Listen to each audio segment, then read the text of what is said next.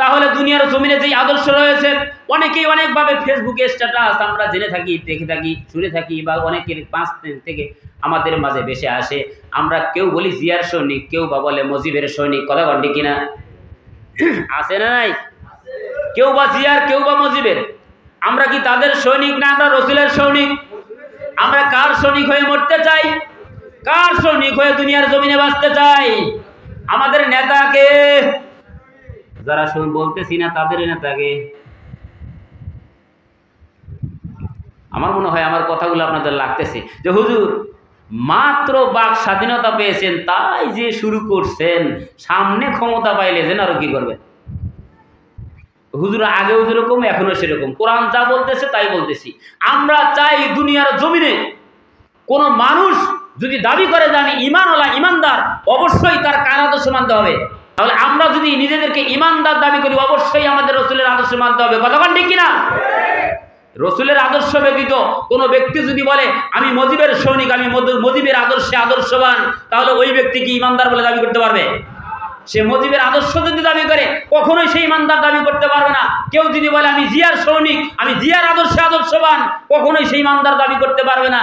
কোন ইসলামের লোক যদি মনে করে যে আমি অমুক নিগারের সৈনিক, অমুক যা বলবে তাই, না বললে নাই, সে যত বড় কুতুব, যত বড় বুজুর্গই হোক না কেন, ওই ব্যক্তিও জান্নাতি হতে পারবে না।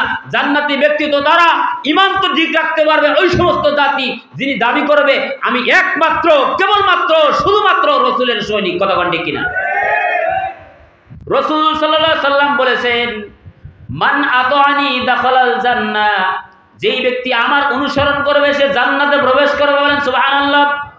ওয়া মান আসানি ফাকাদ আওয়া, রাসূলের আদর্শ হলো এটা, যদি আমার অনুসরণ করো জান্নাতি, আর আমার অনুসরণ না করলে জাহান্নামী।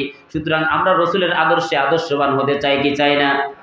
তাহলে ঈমান রক্ষা করার, ঈমান ভঙ্গ হয়ে যাওয়ার 4th নাম্বার কারণ হলো রাসূলের আদর্শ ব্যতীত অন্য কারো আদর্শ মানা।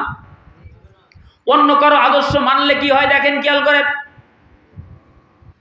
একজন সাহাবী ছিলেন আব্দুল্লাহ ইবনে উবাই ইবনে সুলুল, তিনি পৃথিবীর জমিনে রাসূলের সমস্ত আদর্শ মানলেন, সব কাজ করলেন।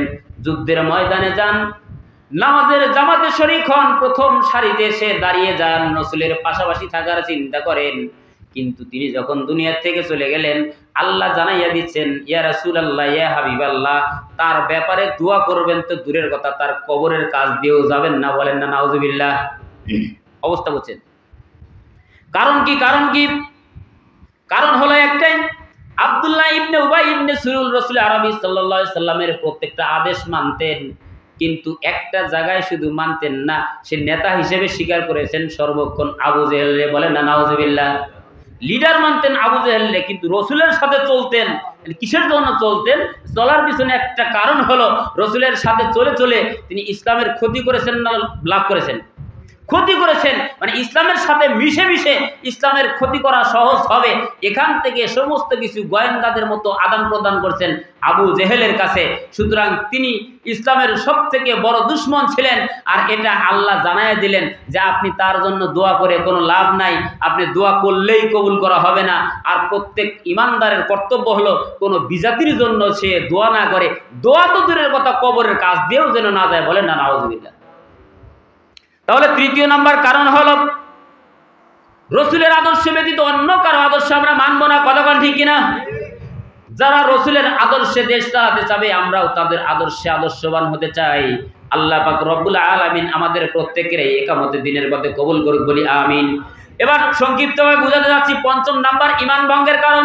ঈমান ভঙ্গ হয়ে যাওয়ার 5ম নাম্বার কারণ হলো আল্লাহর বিধান যাদের ভালো লাগবে না।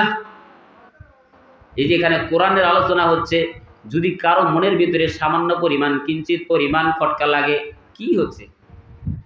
অথবা মনে করেন কোরআনের একটা আয়াতুল কারিমা নাজিল হয়েছে, ভালো লাগতেছে না কোরআনের আলোচনা, ভালো লাগে না কোরআনের আয়াত তেলাওয়াত, ভালো লাগে না কোরআনের।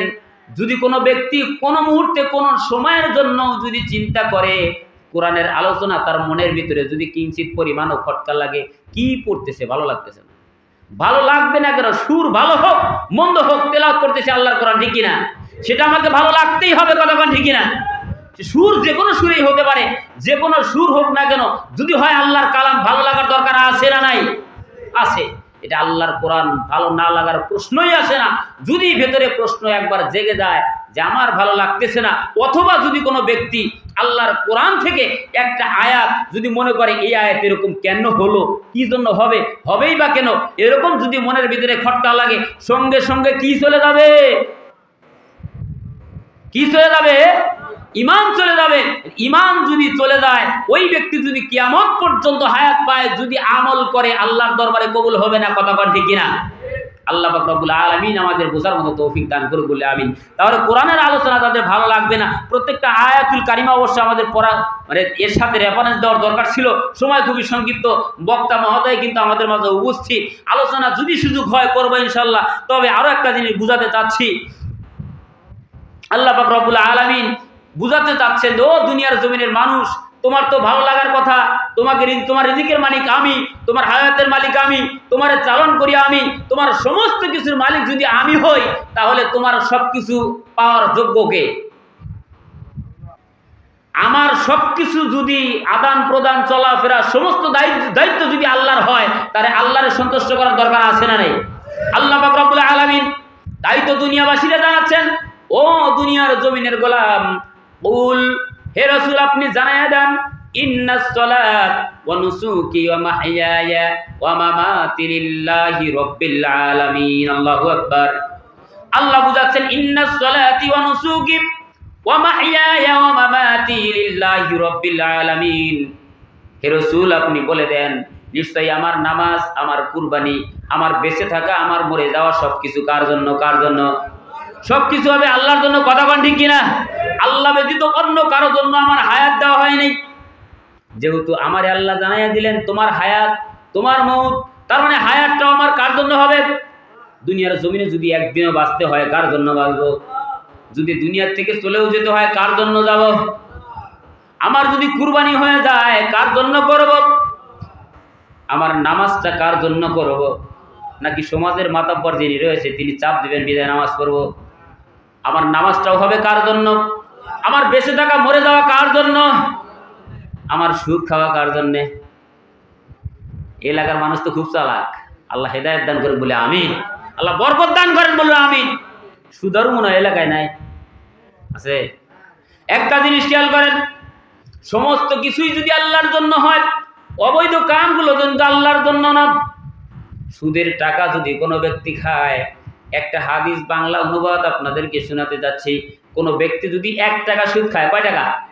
1 টাকা কোনো ব্যক্তি যদি সুদ খায়, ওই ব্যক্তি আপন মায়ের সাথে, নিজের গর্ভধারিণী মায়ের সাথে 70 বার জেনা করার সমান। সব থেকে নিম্নমানের গুনাহ, নাউজুবিল্লাহ। এটাই হলো সব থেকে ছোট গুনাহ, সব থেকে ছোট গুনাহ। তাহলে 1 টাকা সুদ খাইলে আপন মায়ের সাথে, নিজের গর্ভধারিণী মায়ের সাথে যদি 70 বার গুনাহ করার, জেনা করার সমান গুনাহ হয়, তাহলে যেই ব্যক্তি হাজার হাজার টাকা সুদের উপরে লাগাইয়া তারপরে মাসের পর মাস লাভের টাকাগুলো নিয়ে পরিবার বর্গের মানুষের মধ্যে বিলীন করে আর চালায়, ওই ব্যক্তি নিজের মায়ের সাথে কতবার জেনা করার সমান গুনাহগার হয়।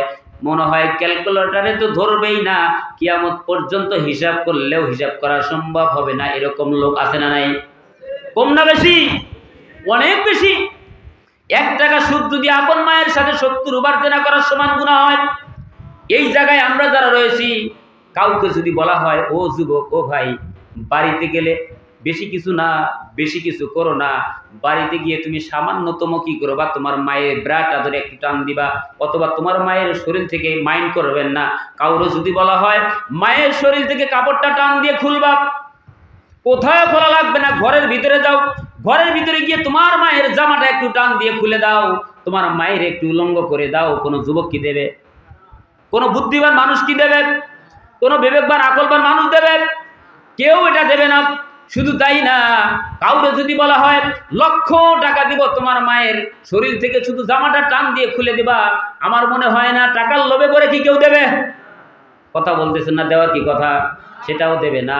যদিও দেয়, ধরে নেন কিছুক্ষণের জন্য, কোনো ব্যক্তি যদি তার মায়ের শরীর থেকে কাপড় ধরে টান দিয়ে মারে উলঙ্গ করে দেয়, আর এই কথা যদি এই এলাকার মুরব্বী জানেন, মাতাব্বর জানে, অথবা মসজিদের ইমাম সাহেব যদি জানতে পারে অমুক বাড়ির অমুক কুলাঙ্গার সন্তান মায়ের শরীর থেকে কাপড়টা টান দিয়ে খুলে দিয়েছে, তাহলে খেয়াল করেন তো ওই সন্তানটা কি এলাকায় রাখার কথা? এলাকায় তো রাখবেই না, সমাজে বন্ধক করবে, এলাকা তারা করবে, ঠিক কিনা? ওই সন্তানটা এলাকা ছাড়া করা হবে। এলাকা ছাড়াই না, শুধু তার বিরুদ্ধে কঠোর ব্যবস্থা নেওয়া হবে। কিন্তু আমরা এমনও হতভাগা জাতি, মায়ের শরীর থেকে মাত্র কাপড়টা টান দেওয়ার দরুন যদি সন্তানকে এলাকা ছাড়া করে দেই, কিন্তু লক্ষ লক্ষ টাকা সুদের পর লাগাইয়া মাস শেষে লাভের টাকাটা গুনে গুনে খাই। আপন মায়ের সাথে জেনা করার দরুন যেই গুনাহ, এই গুনাহগুলো কিন্তু আমল নামায় চলে যাচ্ছে। এই সন্তানটারে কিন্তু আমরা সমাজের বড় চেয়ারে বসাই, কথা কন ঠিক কিনা? এই হয় অনেক টাকার মালিক, এই হয় এলাকার ভিতরে ধনাত্মক ব্যক্তি, লাভের পর সুদের পর টাকা লাগাইয়া যখন মোটা অঙ্কের টাকা ইনকাম করতে শুরু করে, তখন মসজিদের সভাপতি বানাইতেও আমরা তারই একটু বিবেচনা করি। মসজিদের দাম তো ওই বেচারাই বেশি করে, কথা কন ঠিক কিনা? অবস্থা এরকম হয় কি হয় না? অনেক জায়গায় হয়, এই এলাকায় নাও হইতে পারে, এই এলাকায় হয়তো বা হয় না, কিন্তু অনেক জায়গায় এরকম অবস্থা আছে না নাই? তাহলে একজন জেনাকার ব্যক্তি না মায়ের কাপড় ধরে মায়ের উলঙ্গ করার দরুন ওই ব্যক্তির এলাকা ছাড়া করি, কিন্তু লাভের পর টাকা লাগাইয়া লক্ষ টাকার মালিক হয়, ওই ব্যক্তির আমরা সমাজের মোড়ল, সমাজের মাতাব্বর বানাই। এই পরিস্থিতি থেকে আল্লাহ পাক রব্বুল আলামিন আমাদের হেফাজত করুক, বলেন আমিন। যে কথা বলতেছিলাম, পঞ্চম নাম্বার কারণ, আল্লাহর বিধান ব্যতীত অন্য কোনো বিধান যার ভালো লাগে, মানে আল্লাহর বিধান যার ভালো লাগে না, ওই ব্যক্তি ধরে নেবেন ইমান দুনিয়ার জমিনে তারা ইমান নাই। কিয়ামত পর্যন্ত হায়াত পাইলে যদি ওই ব্যক্তি আমল করে, কিয়ামত পর্যন্ত আমল করলেও আমল যিনি কবুল করবেন না তিনি কে? আল্লাহর নাম নিতেও আপনাদের কৃপণতা, আল্লাহর সাথে রাগারাগি আছে নাকি? ওই ব্যক্তিকে আল্লাহ পাক রব্বুল আলামিন আমাদের হেদায়েত দান করুক, বলি আমিন। এবার আসি ষষ্ঠ নাম্বার কারণ, সংক্ষিপ্তভাবে শেষ করে দেব। ষষ্ঠ নাম্বার কারণ হচ্ছে বেঈমানদের কাজকে সুন্দর মনে করা। বিজাতিরা যেই কাজগুলো করে, এই কাজগুলো ভালো লাগা, মানে সুন্দর মনে করা। ইমান চলে যাবে, কি চলে যাবে? প্রথম নাম্বার কারণ হলো শিরক করা, দ্বিতীয় নাম্বার কারণ হলো কুফরি করা, তৃতীয় নাম্বার কারণ হলো নিফাকি করা, চতুর্থ নাম্বার কারণ হলো আল্লাহর রসুলের আদর্শ না মানা, পঞ্চম নাম্বার কারণ হলো, পঞ্চম নাম্বার কারণ মাত্রই বললাম, কি বললাম? পঞ্চম নাম্বার কারণ, আল্লাহর কোরআনের আয়াত যদি ভালো না লাগে, আল্লাহর বিধান যার ভালো লাগবে না। এবার শুনি ষষ্ঠ নাম্বার কারণ দিয়ে, কানটা দিয়ে শুনে নেই। ষষ্ঠ নাম্বার কারণের ভিতরে আল্লাহ জানাইয়া দিচ্ছেন বিজাতিদের কাজকে সুন্দর মনে করা। যদি কোনো ব্যক্তি বিজাতিদের কোনো কাজকে সুন্দর মনে করে, ওই ব্যক্তিরও ইমান সঙ্গে সঙ্গে চলে যাবে, কথা বলেন ঠিক কিনা? বিজাতিদের কাজ কি? অনেক মানুষ কথায় কথায় বলেই ফেলে আমাদের থেকে ওই যে ওরাই ভালো, আছে না নাই? আচ্ছা, আর একটা উদাহরণ দিলে বলবেন, রাজীবপুর আছে না, রাজীবপুর বাজারের পশ্চিমে, মানে থানা বলে, রাজীবপুর বাজারের পশ্চিমে নদী বাতায় যখন হিন্দুদের পূজার মণ্ডপে পূজা দেওয়ানো হয়, এই মেলার ভিতরে মেলার কাজ মুসলমানদের না বিজাতিদের? মেলার কাজ মুসলমানের না বিজাতিদের? বিজাতিদের কাজ। ওইখানে যদি মুসলমানের সন্তান যায় আনন্দ এবং উল্লাস করে, ধরে নেবেন পাক্কা মুনাফিক, তার ইমান চলে গেছে, কথা বলেন ঠিক কিনা? যদি কোনো ব্যক্তি বিজাতিদের কোনো অনুষ্ঠানে যায়, তার মানে অবশ্যই তার সেটা ভালো লাগছে, ঠিক কিনা? বিজাতিদের কোনো কাজে ভালো লাগা, ভালো মনে করা ইমান চলে যাওয়ার লক্ষণ, ইমান চলে যাওয়ার কারণ। যদি ইমান চলে যায়, হাজারো শপথ করুক যে আমি ইমানদার, যতক্ষণ পর্যন্ত তওবা করে ফিরে না আসবে ইমানদার হতে পারবে। একটা জিনিস খেয়াল করি, পূজার মণ্ডপে গিয়ে যদি মুসলমানের সন্তান লাফালাফি করে, দেখবেন খেয়াল করে, ওই সন্তান যদি কখনো তওবা না করে আল্লাহর কাছে ফিরে আসে, নতুন করে যদি কালেমা না পড়ে, কিয়ামত পর্যন্ত হায়াত পাইলেও তারে মুসলমান বলা যাবে না, সে ঈমানওয়ালা থাকবে না। ও মৃত্যুবরণ করলে কবর দেওয়া যে কথা না দেওয়া। কিন্তু আমরা তো এমনও হতভাগা কপাল পোড়া জাতি, আমাদের মাথার যারা ছিলেন, আমাদের প্রধানও যারা ছিলেন, তারা তো মাঝে মধ্যেই বলেই ফেলতেন, যেমন আমাদের শেখ হাসিনা ছিলেন, তিনি তো বলেই ফেলাইছেন মা দুর্গা গুজে চলেছে, দেশে ফসল ভালো হয়েছে, বলছে কি বলে নাই? আহারে, কত বড় কপাল পোড়া হলে এরকম কথা বলতে পারে? মা দুর্গা গুজে চলে নাকি দেশে ফসল বলে? আচ্ছা, দেশে ফসল ভালো দেওয়ার মালিক কে? ফসল কম দেওয়ার মালিক যিনি, তিনি কে? অতিরিক্ত বৃষ্টি দেওয়ার পরেও ফসল ভালো হয়, তিনি কে? বৃষ্টি ছাড়াও ফসল ভালো করে দেন যিনি, তিনি কে? অথচ তিনি বললেন মা দুর্গা গুজে চলেছে, দেশে ফসল ভালো হয়েছে। আর তো একজন মন্ত্রী তো বলেই ফেলেছিলেন যে আমাদের জন্য একটু দোয়া করতে বললেন, আছে না নাই? এখন কিন্তু দেখেন খেয়াল করে, সময়ের ব্যবধান, সময়ের কালের পরিবর্তনে তাদের আর খুঁজে পাওয়া যায় না। আছে? আছে? খেলা হবে, আরো খেলা হয়, আসো খেলি, এই ভাষাগুলো আছে এখন? নাই। কত কিছুই না তারা করেছে। মা দুর্গারে গুজে দিয়ে দেশে ফসল নিয়ে আসলো, দেশে শান্তি নিয়ে আসলো। দুর্গার কাছে দেশে শান্তির জন্য চাইলো যে শান্তি চাই, আমাদের বাংলাদেশটা যেন ভালো চলে। আরে তোমারে তো ভারতে পাঠানো হয়েছে দেশে শান্তি চাওয়ার জন্য না। সবর করে আসো, আসো তুমি পূজার মণ্ডপে যাওয়া, যাও, ভালো কথা। তোমার পূজার মণ্ডপে গিয়ে তো দেশে শান্তি চাওয়া, এটা মুসলমান জাতি কামনা করতে পারে না, কথা ঠিক কিনা? আহা, কপাল পোড়া জাতি, কপাল পোড়া জাতি। এরা সোজা হয় কখন? একটা কথায় কথা চলে আসে। পুকুরের পাশে বসবাস করতো একটা ব্যাঙ, ব্যাঙের পাশেই বসবাস করতো গর্তের ভিতরে একটা সাপ। এটার নাম কি? সাপ আর ব্যাঙ। হয়তো ভাবতেছেন হুজুর কোরআন থেকে বলছেন, না কোরআন থেকে না, হাদিস থেকে না, হাদিস থেকেও না, কথার কথা আর কি। গর্তের ভিতরে সাপ আর বসবাস করতো ব্যাঙ, দুজনের মধ্যে খুব গভীর ভাব। কোনো এক সময় ব্যাঙ বলতেছে, আচ্ছা বন্ধু, তোমার সব কিছুই ভালো, তোমার গঠন কত ভালো, কত বড় লম্বা তুমি, তোমার গায়ে কত জোর, এই যে তুমি যখন ফানা তোলো ফস করে ওঠে, তোমার সব কিছুই খুব ভালো লাগে, কিন্তু তোমার একটা জিনিস ভালো লাগে না। বলে কি? তুমি যখন চলাফেরা করো না, ক্যাক্কর ব্যাক্কর করে হাঁটো, এটাই ভালো লাগে না। ব্যাঙের ভাষাটা এই যে হাঁটো না, তোমার হাঁটনিটা শুধু ভালো না, তোমার সব ভালো। অন্ত সাপের মাথা খারাপ হওয়ার কথা কিনা? সাপের মাথা খারাপ। সব প্রশংসা করার পর লাস্ট পর্যায়ে বলতেছে তোমার চলন বাঁকা। এটা আমার কিসের চলন বাঁকা? ফস করে উঠছে, তোরে এবার ধরবো। যেই ফস করছে, পাশে ছিল এক রাখাল। রাখাল চিন্তা করতেছে, কিরে ফস করলো, এটা তো সাপের শব্দ। কাছে গিয়ে দেখে সাপ পিডে সাইজ করছে। কি করছে? পিডে সাইজ করছে। সাইজ করার পর যখন মৃত্যুবরণ করছে, লম্বা করে শোয়া দিছে। ফস করার পর ব্যাঙ তো লাফায় লাফায় যায়। কিছুক্ষণ পর ব্যাঙ চিন্তা করছে, এখন দেখি তো পরিস্থিতি কি। পরিস্থিতি মনে হয় মোটামুটি পরিবেশটা সুন্দর হয়েছে। এই পরিবেশ সুন্দর কিনা দেখার জন্য ব্যাঙ এসে কয়, দেখে যে সাপের মুখ দিয়ে রক্ত বেরোইছে, লালা চলেছে, মাথাটা রাখালে থেতরে দিছে। কাছে বসে ব্যাঙ বলে, বন্ধু, সারা জীবন একত্রে চললাম, একসাথে চললাম ফিরলাম, সামান্য একটা উপদেশ দিলাম যে শুধু চলনটা ভালো করো। এই চলন ভালো করলেই তো তোমার সাথে আমার শত্রুমি থাকতো না। এটা করতে পারলা না, বরং আমারে আক্রমণ করলা। এখন তো তোমার এমন সাইজ করছে, তুমি তো এখন সোজা হয়েছো, আর তো বাঁকাও হতে পারো না। কথা বল ঠিক না? ব্যাঙ বলতেছে, দোস্ত সোজা হইলা, কিন্তু মুখ দিয়ে লালা আসার পর। এরকমও ব্যক্তি পৃথিবীর জমিনে আছে, এরা সোজা হয় যখন মুখে লালা আসে। কথা বল ঠিক কিনা? আমি কিছুদিন আগে একটা কথা বলেছিলাম, মাঝে মধ্যে একটা কথা বলি, হয়তো বা এই যে আপনাদের পাশেই কবরস্থানে কোনো এক আলোচনায় বলছিলাম, যারা শুনেছেন মনে রাখেন।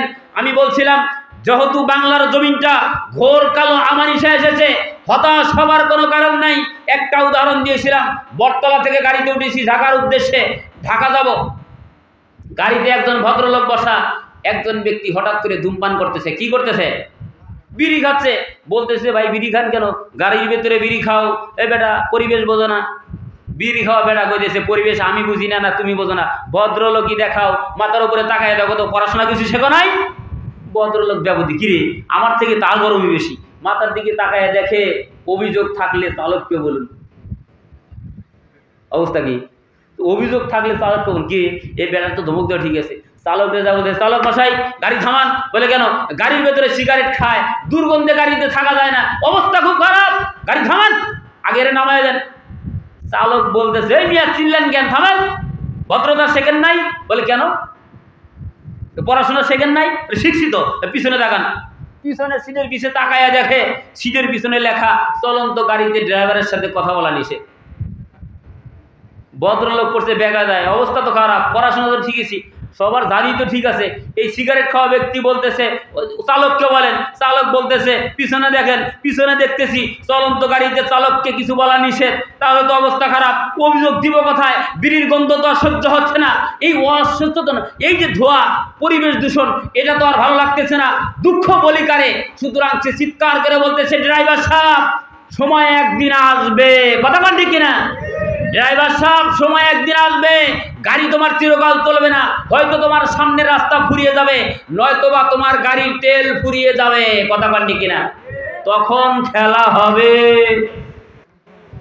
ড্রাইভার বলতেছে গাড়ি এক সময় থামবে, হয়তোবা সামনে গিয়ে তোমার রাস্তা ফুরাবে, নয়তোবা তোমার গাড়ির তেল ফুরাবে। তখন তোমারে আর যিনি বায়ু দূষণ করছে উভয়েরই সাইজ করব। সাইজ হচ্ছে কি হচ্ছে না? আমি কিছুদিন আগেই বলেছিলাম, বেশি দিনের কথা না, মাত্র কয়েক মাসের ব্যবধান, আপনার এলাকায় বলছিলাম সময়ের ব্যবধানে এমন সময় আসবে আমরাও কথা বলবো, পালানোর পথ খুঁজে পাবে না। কথা বলেন কিনা? সময় হয়েছে কি হয় নাই? পালানোর কোনো জায়গা নাই, নদী সাঁতরিয়ে পালানোর রাস্তা নাই, এয়ারলাইন বন্ধ, পাসপোর্ট ভিসা বন্ধ, সবকিছু যখন বন্ধ তখন তো তারা সেনাবাহিনীর কাছে গিয়ে চোখের পানি ফেলে ফেলে কান্দ। কথা বলেন কিনা? সুতরাং ক্ষমতা পাওয়ার পরেই নিজেকে তাকব্বরি দেখিয়ে বাহাদুরি দেখানো, দাম্ভিকতা, এটা ইসলামের আদর্শ হতে পারে না। কথা বলেন ঠিক না? ক্ষমতার বাহাদুরি থাকে না তো চিরকাল, সময়ের সাথে সব হয় রে বিলীন। জেনে রেখো জালিমেরা সব জুলুমের ফল, পাবে একদিন ওরে পাবে একদিন। কথা বলেন ঠিক না? একদিন ব্যবধানে, সময়ের ব্যবধানে সবকিছুই পাওয়া যায়। সুতরাং ক্ষমতার বাহাদুরি দেখানোর দরকার আছে? দরকার নাই। আমরা সবাই সবারে ক্ষমার দৃষ্টিতে দেখবো, ভালোবাসার দৃষ্টিতে দেখবো। আমরা সবাই সবারে ভালোবাসার চেষ্টা করবো। আল্লাহ পাক রব্বুল আলামিন আমাদের সে তৌফিক দান করুক, বলে আমিন। তাহলে ঈমান ভঙ্গ হয়ে যাওয়ার কয় নাম্বার কারণ আলোচনা করতেছি? 6 নাম্বার কারণ হলো বেঈমানদের কাজকে ভালো মনে করা। মনে আছে? তাহলে যদি এই কাজটা কেউ করে তাহলে তার ঈমান চলে যায়। আল্লাহ পাক রব্বুল আলামিন আমাদের বেঈমানদের কাজকে ঘৃণার দৃষ্টিতে দেখার তৌফিক দান করি, বলেন আমিন। ইসলামের কাজগুলো আমাদের সুন্দর দৃষ্টিতে দেখার তৌফিক দান করি, বলি আমিন। 7 নাম্বার কারণ হলো জাদু টোনাকে বিশ্বাস করা।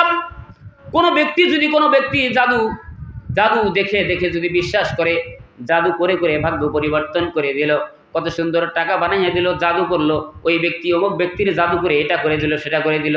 এই জাদুকর যারা রয়েছে আর জাদুকরদের যারা বিশ্বাস করে, উভয়ের ঈমান চলে যায় যতক্ষণ পর্যন্ত কালেমা পড়ে মুসলমান না হবে। কিয়ামত পর্যন্ত হায়াত পাইলে যদি আমল করতে থাকে, কবুল করবেন না যিনি তিনিকে? আল্লাহ পাক রব্বুল আলামিন জাদুটোনা থেকে আমাদের ফিরে রাখার, জাদুটোনা বিশ্বাস থেকে আমাদের দূরে রাখার তৌফিক দান করুক, বলি আমিন।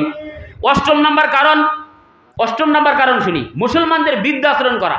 মুসলমান চলতেছে একদিকে, আমার তাদের কাজটা ভালো লাগতেছে না, মুসলমান কোরআন দ্বারা ফয়সালা করবে, আর ওই কাজ যদি ভালো না লাগে, মুসলমান চলছে একদিকে, আমি যদি গার মোরামি করে চলি অন্যদিকে, বুঝে নেবেন, ধরে নেবেন ঈমান চলে যাবে।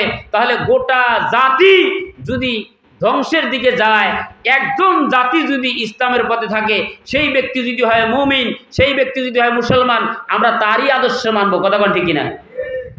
গোটা জাতি গোমরার পথে গেল এটা দেখার বিষয় নয়।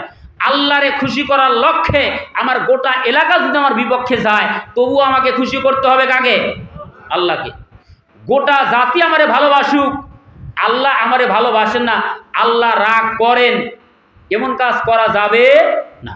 সুতরাং গোটা এলাকা যদি আমারে সম্মানের আসরে বসান, আর এই আসনে বসার জন্য যদি আল্লাহ নারাজ হন, আল্লাহ যদি বেজার হন, ওই কাজ কখনো করা যাবে। তার মানে ইসলামের বিরুদ্ধাচরণ কখনোই করা যাবে না, ইসলামের বিরুদ্ধে কখনোই যাওয়া যাবে। যখনই আপনি ইসলামের বিরুদ্ধে চলে যাবেন, ইসলাম চলছে একদিকে, আপনি যদি সেদিকে না গিয়ে বামপন্থীদের দলের পথে যদি পথ চলতে থাকেন, কিয়ামত পর্যন্ত যদি আপনি পথ চলেন, আপনার পথ চলা কখনোই শেষ হবে না। আপনি কিয়ামত পর্যন্ত হায়াত পাইলে সারা রাত সারা দিন যদি ইবাদত এবং বন্দেগী করেন, যদি আপনি ইসলামের বাইরে থেকে করেন, আপনি কখনোই সফলকাম হতে পারবেন না। যেমনিভাবে আমাদের লিডাররাও কিছুদিন আগে বলছেন যে আমরা দৈনন্দিন জীবনে প্রত্যেক রাতেই 80 রাকাত করে করে নফল নামাজ পড়ে তারপরে ঘুমের ঘর হয়ে যায়। বলছে কি বলে নাই? সে যদি ইসলামের পথে থাকতো তবেই তো না তার 80 রাকাত, তারপরেই তো না তাদের কীর্তিকলাপ, ঠিক কিনা? এবং অনেক বুজুর্গ আছে ইসলামের বৃদ্ধাশ্রম তো দূরের কথা, আলেম ওলামাদেরকে অত্যাচার করতে করতে এমন নির্যাতন করেছে। গত কিছুদিন আগে রফিকুল ইসলাম মাদানী তার নির্যাতনের একটা দৃষ্টান্ত দিতে গিয়ে তিনি বলছেন, দুঃখে কষ্ট লাগে, মনের ভিতরে কত কষ্ট। একজন আলেম, ছোট্ট একজন মানুষ, তারা যখন রিমান্ডে নিয়ে যাওয়া হয়েছিল, তিনি বলেন, আমার উলঙ্গ করার চিন্তা ভাবনা ষড়যন্ত্র চলছে, আমার হাফ প্যান্ট পরিয়ে আমার হাতে সিগারেট তুলে দেওয়ার মতো ষড়যন্ত্র তারা করেছে। নাউজুবিল্লাহ বলেন না?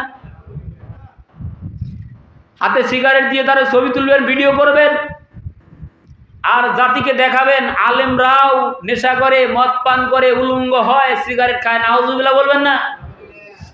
এরকম নির্যাতন করেছে আলেমদেরকে। একটা জিনিস খেয়াল করেন, রফিকুল ইসলাম মাদানী বলেছিলেন, তখন তিনি বললেন, আল্লাহি ওয়া আল্লাহর নামের কসম করে বলতে চাই, যারা আমাকে এরকম ভাবে অপমানিত অপদস্থ করেছে, আল্লাহ তুমি গোটা জাতির কাছে তাদেরকে অপমান করো। আল্লাহ সময়ের ব্যবধানে তাদেরকে অপমান করে দেখাচ্ছেন।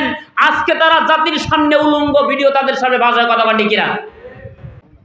হাউন আঙ্কেল চেনেন? হাউন আঙ্কেল, হাউন আঙ্কেলরে তো উলঙ্গ করেই পিটানো হইল, উলঙ্গ ভিডিও ভাষ হয়। এই হাউন আঙ্কেল কি করছেন? হাউন আঙ্কেল না, হাউন আঙ্কেল তো না, হারুন আঙ্কেল, কিন্তু হাউন আঙ্কেল নামে চেনে সাধারণত। এই হাউন আঙ্কেল রফিকুল ইসলাম মাদানীর নির্যাতন করতে করতে এরকম চরম পর্যায়ে নিয়ে গিয়েছিল, উলঙ্গ করেও পিটাইছে, আর জাতির সামনে, গোটা জাতির সামনে আল্লাহ তারে উলঙ্গ করে ছাড়লেন। বলেন না নাউজুবিল্লাহ? মাত্র সময়ের ব্যাপার। হাউন আঙ্কেলের মতো শত সহস্র হাউন আঙ্কেল বাংলার জমিনে আছে না নাই?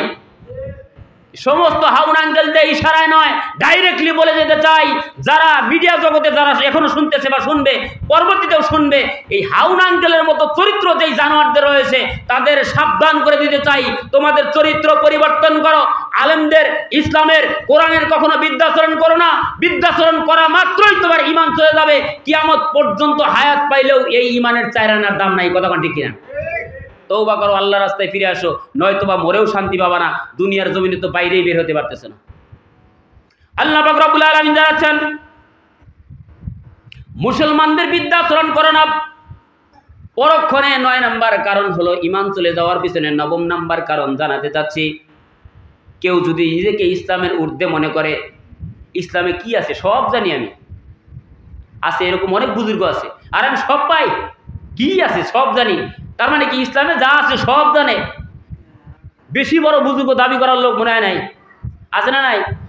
দেখেন খেয়াল করে, এক ভাই কয়দিন বললেন, আলিফ বা তা সা এলে আমরা শিখছি মক্তবে, 4 তাকবীর দিয়ে দাঁড়াতে পড়া লাগে এটাও আমরা জানি, সূরা ফাতিহার পরে আবার সূরা পড়ে নামাজ, না অন্য সূরা পড়ে নামাজ মিলে নামাজ পড়া লাগে এটাও আমরা জানি।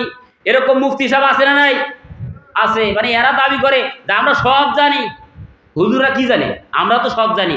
এরকম যদি কোনো ব্যক্তি করে, চোখ বন্ধ করে ধরে নেবেন, কোনো ব্যক্তি যদি নিজেকে ইসলামের ঊর্ধ্বে মনে করে, সে হোক আলেম, সে হোক জালেম, অথবা কোনো গোত্রের, অথবা কোনো কওমের, যে গোত্রের যে দলেরই হোক না কেন, সে যদি মনে করে যা আছে সব আমি জানি, বুঝে নেবেন এটা শয়তান।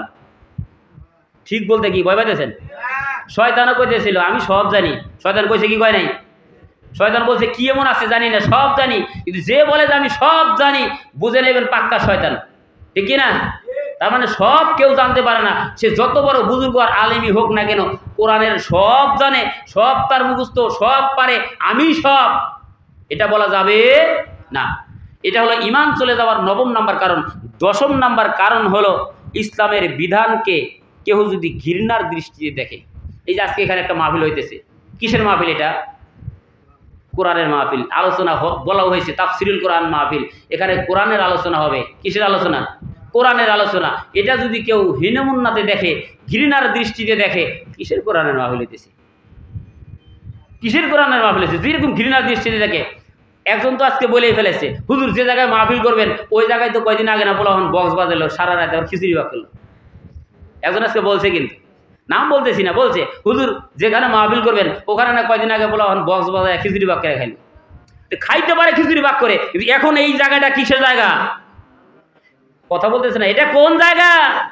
কোরআনের আলোচনা হচ্ছে জান্নাতীদের জায়গা। এটা এটা জালিমদের জায়গা না। কতক্ষণ ঠিক না? এই জমিন জালিমদের জমিন না, এটা কোরআনের জমিন। এখানে কোরআনের আলোচনা হচ্ছে। হতে পারে এই মাইকে গান বাজতে পারে কি পারে না?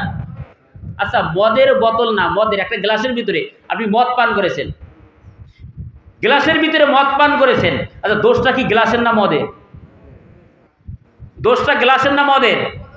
দোষটা মদের, গ্লাস তো অন্যায় করে নাই, ঠিক না? এই জায়গায় গান বাজছে, বাজতেই পারে, এটা শয়তান ধোঁকা দিয়েছিল, বাজতেই পারে। এখন এমনও হইতে পারে যারা গান করেছে তারা এখানে উপস্থিত আছে, আল্লাহ যদি ইচ্ছা করেন এখান থেকে হেদায়েতের বাতি দিয়ে বের করবেন, পারেন কি পারেন না? পারে কি পারে না? এই জায়গায় গান হয়েছে, যারা গান করেছে এমনও তো হতে পারে মাহফিল শেষ হওয়ার আগে তারা আল্লাহর কাছে তওবা করবে, রব্বে কারীম তওবা করতেছি, জীবনে আর কোনোদিন এরকম নিকৃষ্ট কাজ করব না, যেটা মানুষের কাছে বিতর্কিত, যেটা মানুষের কাছে ঘৃণার, এই কাজ আর করব না। আল্লাহ আমাদের হেদায়েত দেন, আমরা যেন কোরআনের মাহফিল করতে পারি। যেই যুবকরা এখানে গান করেছে ওই যুবকরা কোরআনের মাহফিল প্রতি বছর করতে পারে কি পারে না? তাহলে তো আমাদের ঘৃণার দৃষ্টিতে দেখার কোনো অপশন নাই, কোনো স্পেস নাই। সুতরাং কোরআন তো কোরআন, ইসলামের যে কোনো কাজকে আমরা কি দৃষ্টি দেখবো? সুদৃষ্টি দেখবো। কথা বলে কিনা? আল্লাহ পাক রব্বুল আলামিন জাতিকে হেদায়েত দান করুক, বলুন আমিন।